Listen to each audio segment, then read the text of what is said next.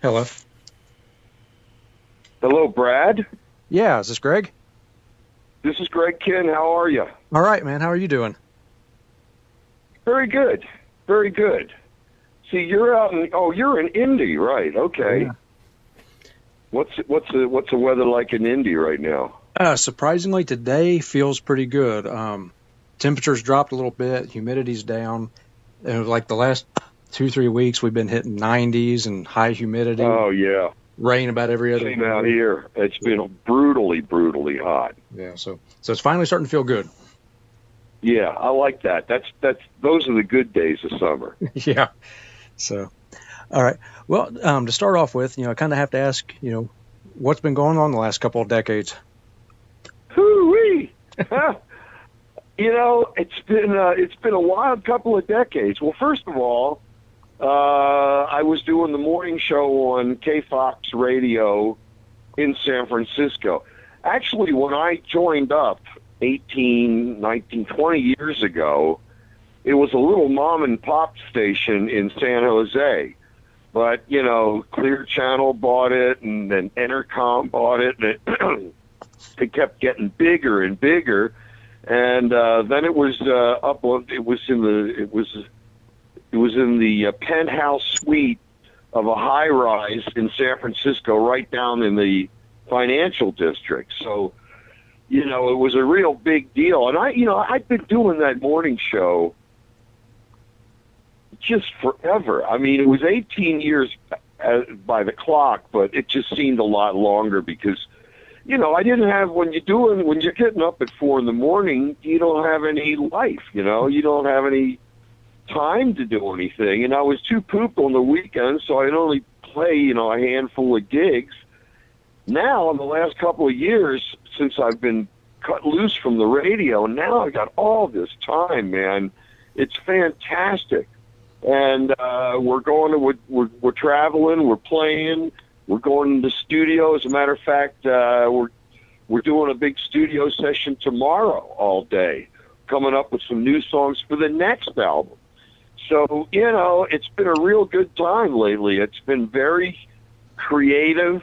The band has really been good.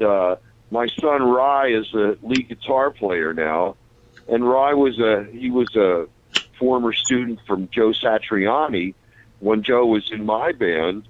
And, Rye went to Berklee School of Music in Boston, and he graduated jazz guitar major from Cal Arts. So the kid can play. Plus he can read music, which I don't hold it against him, but, And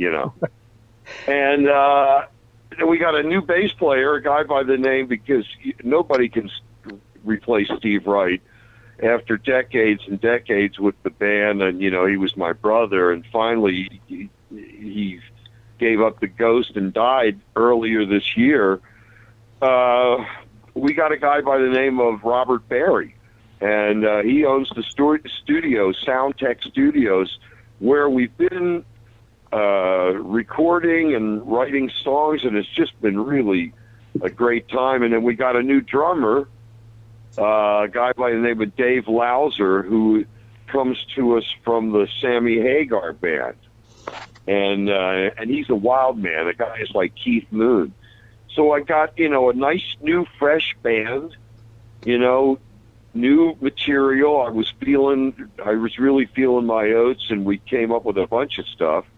In fact, we were so creatively jazzed that we've continued going. I mean, I almost said an album cover. Continued.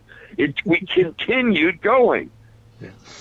Yeah. Now I was actually listening to first chance I had to listen to the new album was last night, and like I said, it rocks. I'm really glad to see you getting material back out.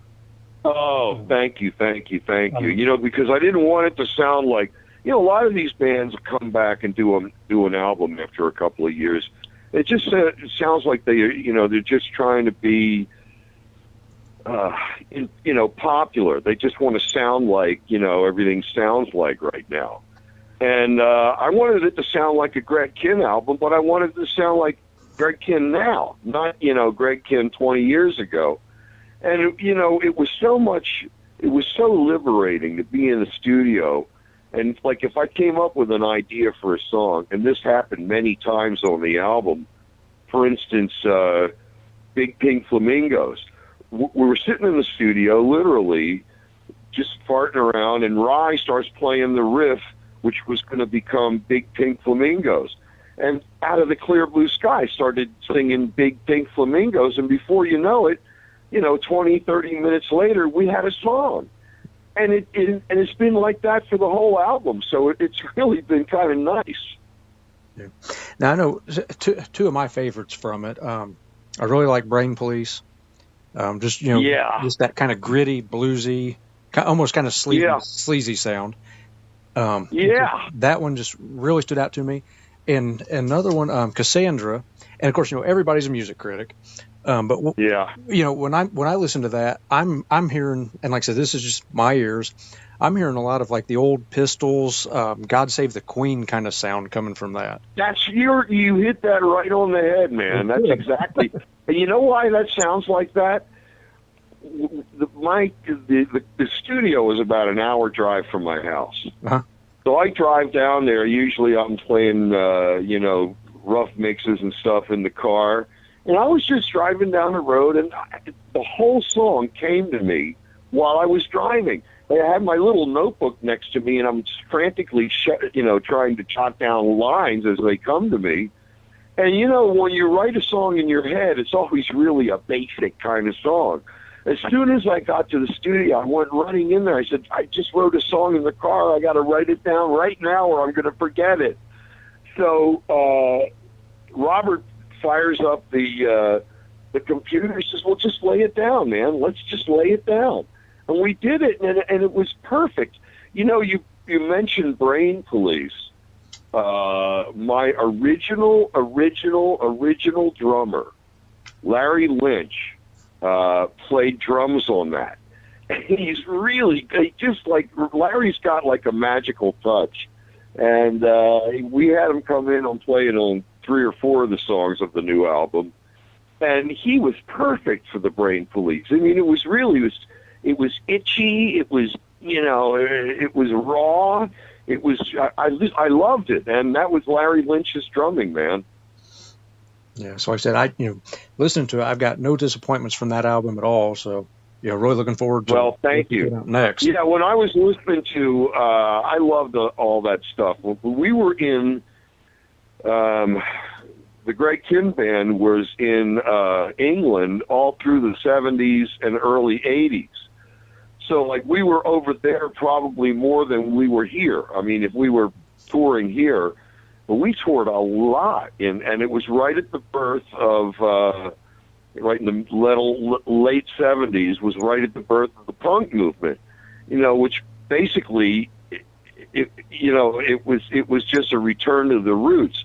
And I was already into bands like the Ramones, but the Ramones really had a big impact on the English punk bands. I mean, that was an earth changer, and that's why I think you look back on stuff like Anarchy in the UK and God Save the Queen. Those are, impactful songs, and they'll probably live forever.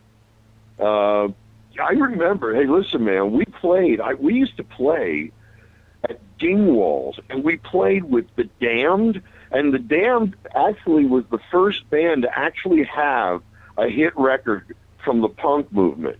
They beat everybody out, and they had a song called New Rose. And I remember we were in England, we were playing in Liverpool, and I'm listening to The Beeb, and here comes this incredible, I got a new rose, I got it good. Drove me crazy.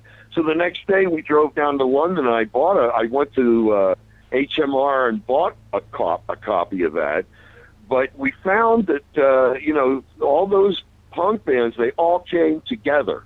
They all arrived on the same bus at the same time.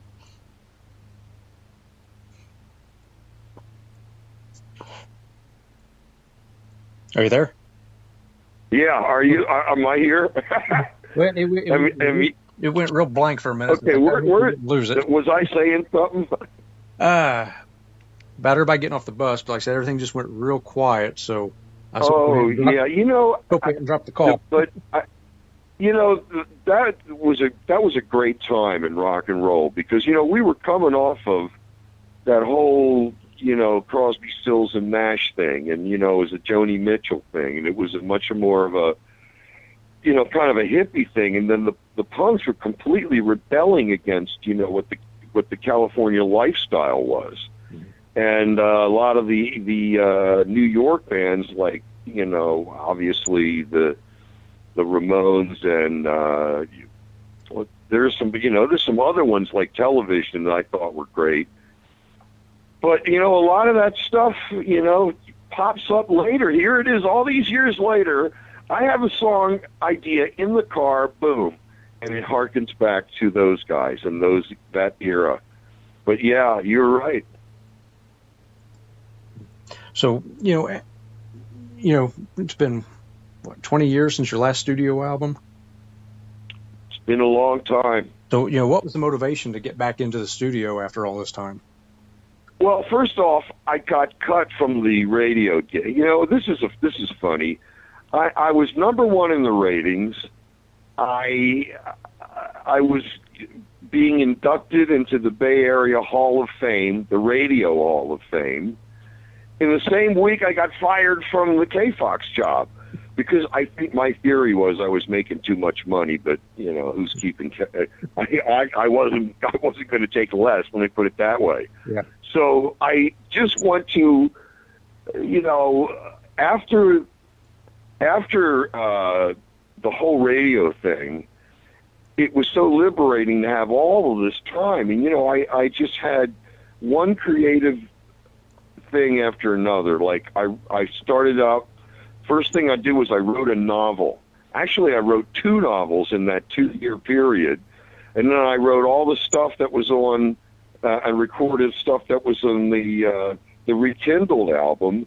And last week we started working on the next album. We got 3 songs already towards the next album. So I'm really excited to go into the studio. You know, every once in a while, Rye will come in with the guitar riff, and he told me, he said, "Dad, it's going to blow your mind when you hear this guitar riff tomorrow." I said, "Oh man, now I'm foaming at the mouth. I got to hear it."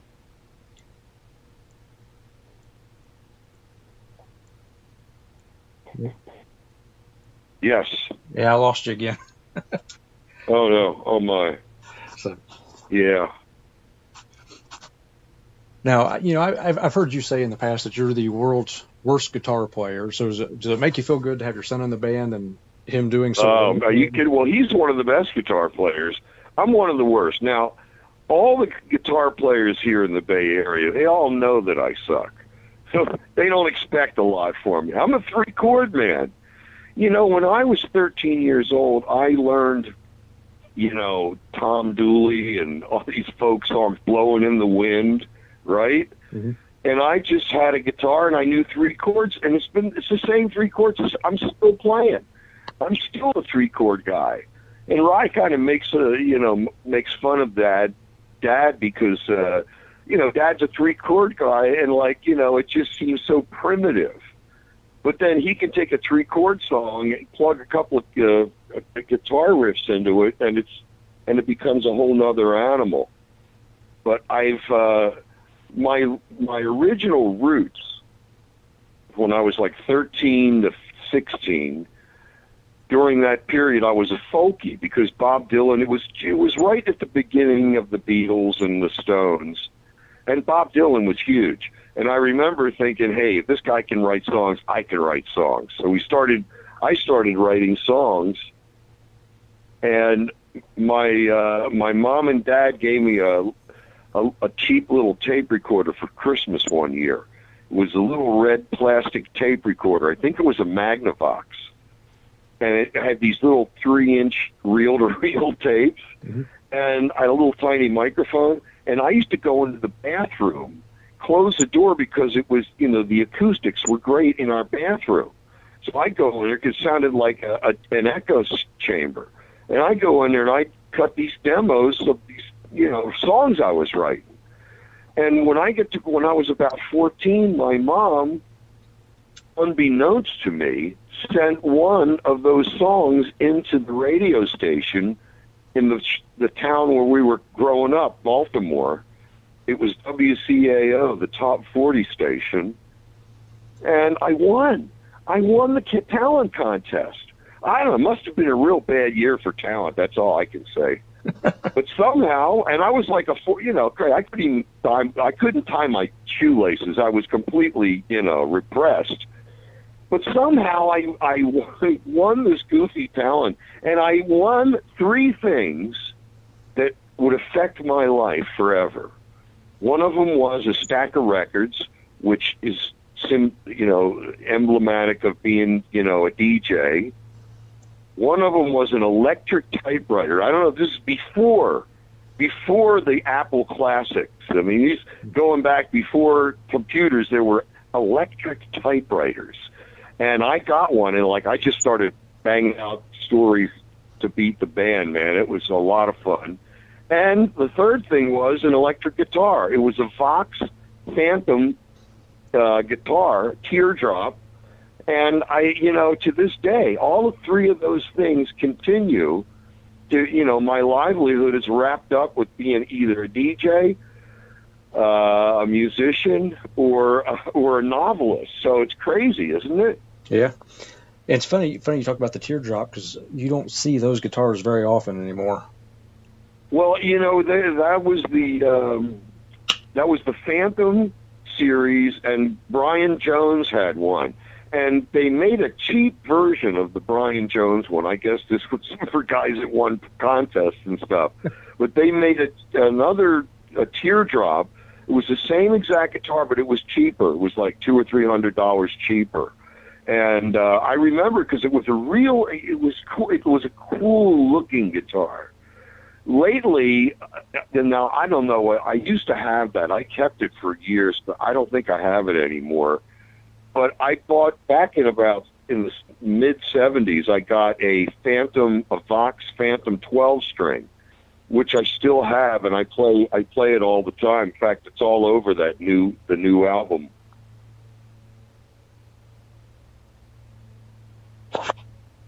Yeah. So, okay. If you look at me, I look exactly the same as I did 25 years ago, man. Well, you understand, because John sent me a couple promo photos. And no, don't look at them. That's not me. Well, and one of them, you had the best way I can describe it is the Ozzy Black Sabbath hair, the early. That's it. And I had never seen you with hair. Oh, yes. Hey, listen, man, I was, we were all crazy back in the early days. And let me also say that was a period of heavy partying. So, we go back and we did that, there's a live show where you guys threw some guy into the ocean or something. What happened? Did we do that? I don't even remember, man. We were pretty crazy. We were young guys. We were in our 20s. We had #1 records. We were traveling all around the U.S. We were opening for Journey. We were playing the biggest venues in the land. I mean, we were just going nuts. Every night was party time, every night. And, that's what you do when you're in your 20s and you have a hit record. As the years went by, I mellowed with age. And of course, being a DJ, you can't party because you got to be on the air. And I used to get up at 4 a.m. to do the morning show. Geez, I used to go to bed at 4 a.m. Forget getting up at 4 a.m. Now, something you're really kind of known for with the Jeopardy video. It was really one of the first concept videos before Michael Jackson and Duran Duran made it standard. Yep. What brought about the idea of actually basically making a mini movie to that? Yeah, that was a lot of fun. Well, you know what happened was we had a band meeting, and the record company was saying, well, you got to make a video, because this was the era of video. MTV was just coming into its own, and the director, a guy by the name of Joe Day, was saying, well, what are you into, Greg? And I told him I was into horror movies, creature features and stuff. And he goes, perfect. Let's do a Night of the Living Dead, takeoff.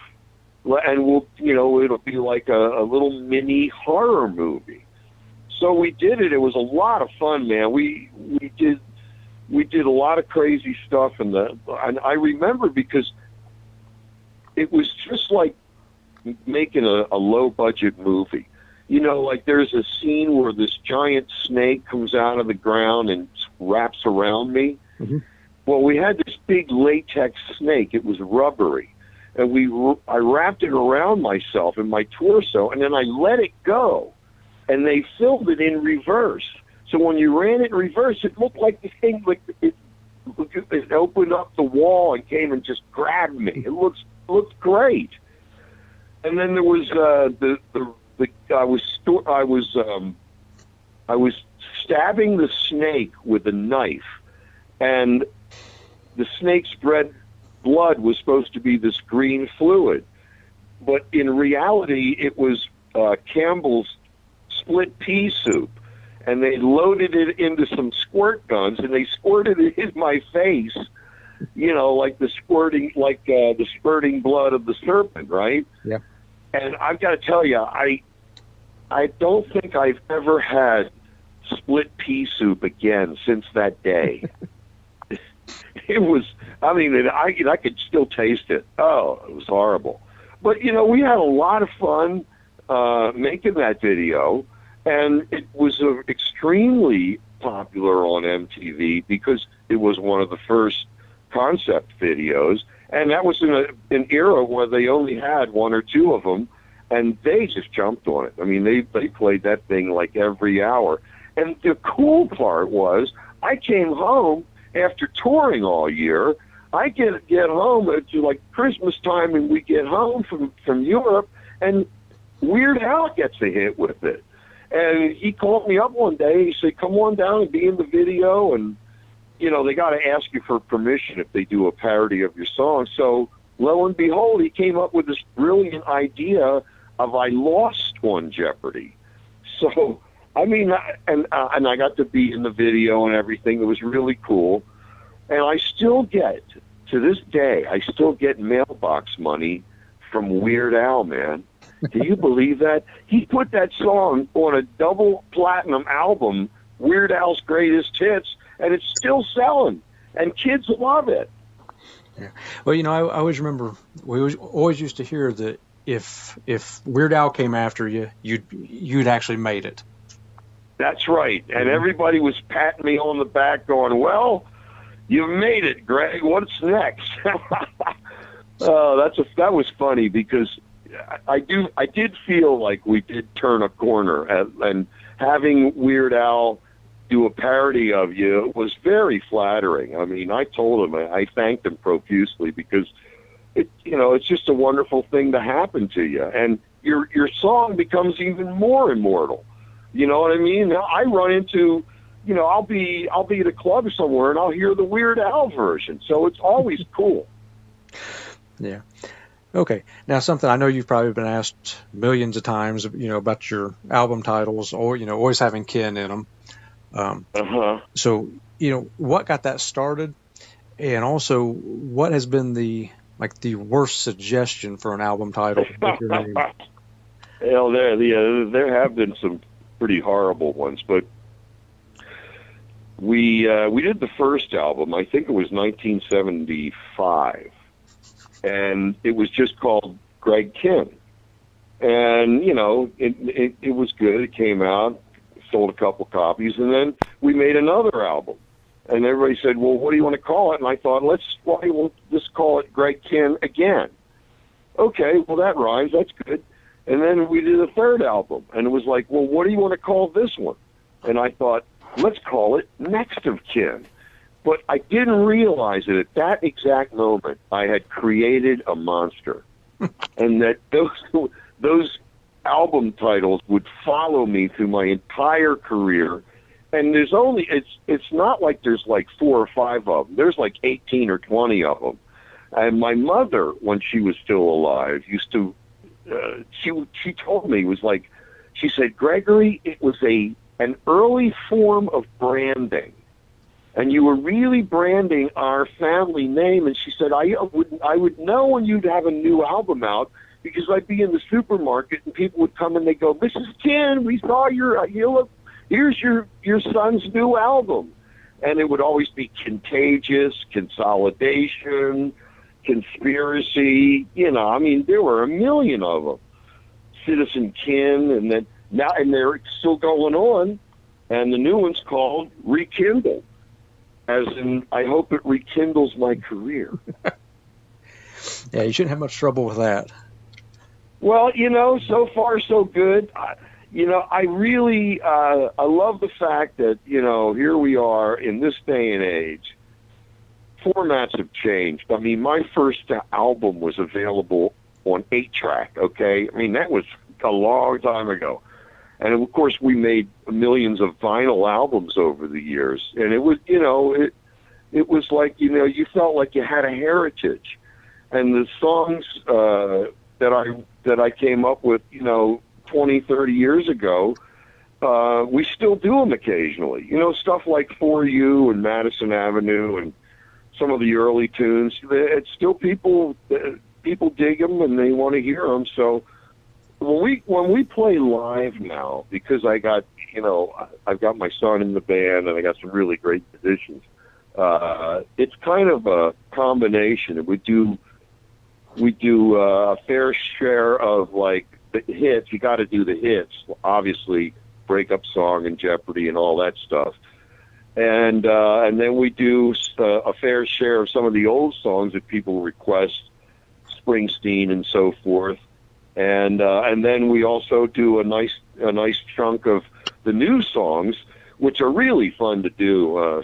Songs like Big Pink Flamingos and Cassandra, they're killer live, and it's a lot of fun to do them. Yeah. Now, see, something I've noticed as more so this year than past years, when I've gone out to cover shows, it's really been a lot of vintage bands are doing more touring than like current bands. Yeah. A couple months ago, I did Sammy Hagar, did Ann Wilson, a couple nights ago, did Journey in Asia, and like I said, Sammy sold the place out. I think it was. Yeah, Sammy's great, and he's always selling out something. Yeah, and Journey, there were probably at minimum 10,000 people there, and I'm not. Oh yeah, Journey's huge. Yeah, I did a long 2 years opening for Journey, all through like '83 and '84. We played all of the biggest venues in the world. I mean, we were playing, Madison Square Garden and the Meadowlands and big stadiums and stuff like that. And it was really good because, we had always been kind of a small club band or a small concert band. For us to be playing in front of 20,000 people, it changed the dynamics, and we really learned the craft of how to go out there and entertain that big of an audience, because it's a lot different than you're playing a small club. It's got a whole different vibe to it. Okay. And, would you say you started, your first time was what, 75? I think so. I don't even remember. So. Yeah, you might have to look that one up. I don't know, man. So. That's a long time ago. That's like the Paleozoic era. Hey, but you mentioned 8-tracks. My very first album was an 8-track, so Kiss Alive. All right. Yes, I remember 8-tracks. Remember they would switch in the middle of a song, and it drove you crazy. Yep. And vinyl's making a comeback. So have you thought about releasing your new material on vinyl? Yeah. As a matter of fact, I've gotten a lot of requests for it, and we're considering doing that maybe later in this year. But vinyl is back in style again. And, we made that. All we did make was vinyl in the olden days. But now they've refined it. It's virgin vinyl. It's a little bit it's a little sturdier. In the old days, you had to really make sure your records were okay, because if you left them in a hot car, they would warp. Yeah. If you lent them to your sister, she'd scratch them. If you didn't put the inner sleeve in, you could mess them up. So you had to really respect the records, and I think you respect the music and the records. Like if somebody came and said, "Look, I got a copy of Are You Experienced by Jimi Hendrix." I remember buying that when it was in the store, for God's sake. I remember buying it. We went over to my buddy's house and smoked dope for the rest of the afternoon and listened to that album about 50 times. Yeah. So, after being in the in the music industry for roughly the last 4 decades, what do you think are the best and worst changes that have come about since you started? Well, I think one of the worst is what we face every day with the digital revolution. I think that's one of the best. It's the worst and the best. Obviously, you're never going to replace the feeling of tubes, vacuum tubes. And I remember back in the old days when we were starting out, that's all you could find was vacuum tubes. Now everything's, solid state. You don't even use the concept. I mean, we have an old Ampex machine, but we don't even use tape. And nowadays, it's done, recorded on a computer with Pro Tools. So it's a whole other, and that's why I thank God I got guys like Rye and Robert in the band, because they can translate it to that. I'm still doing the 3 chords of rock. You know what I mean? And to me, it's always, I like keeping things real simple. I've always been like that. My favorite bands were always bands like Creedence and Buddy Holly and stuff that was real simple. The Beatles and the Stones. It was really simple, and it stood the test of time. Mm-hmm. All right. Well, Greg, I know you're probably busy. I've taken up quite a bit of your time already, but just for our people out here, do you have any plans of getting out to Indiana anytime soon? Yeah, we got our booking agent looking around in that area right now. Let's see. This weekend we're going to be on the East Coast. Then this is like a dart. I think they use a dartboard to figure out this tour, because we go on the East Coast, then we go on the West Coast. Then we're going into the Midwest, and we're going to be in places like Montana and Denver and people like that. So I would say that probably by October we should be hopefully getting out to Indiana and playing for you guys. I sure love it. Yeah, like I said, we'd love to see you. Like I said, and really Indianapolis and Dayton, Ohio, are roughly the same distance. So I usually jump back and forth between the 2 first shows. So if you make it out to either of those, I will definitely come out and. Oh, that's fantastic, man! That would be great. Yeah, we're going to be talking to our booking agent tomorrow, as a matter of fact. So maybe he'll come up, drum us up a couple of new ones. Okay, yeah, and like I said, I'll keep an eye on that. And like I said, if I see you get close, I'll get a hold of John, and hopefully we can get something worked out. Maybe. Absolutely, yeah. If you see us getting close, just grab John, and he'll take care of you. And like I said before, it's fun being out there. It's fun playing these gigs, and everything goes back to your. Here's another thing about you asked me what bugs me and what doesn't bug me. Mm-hmm.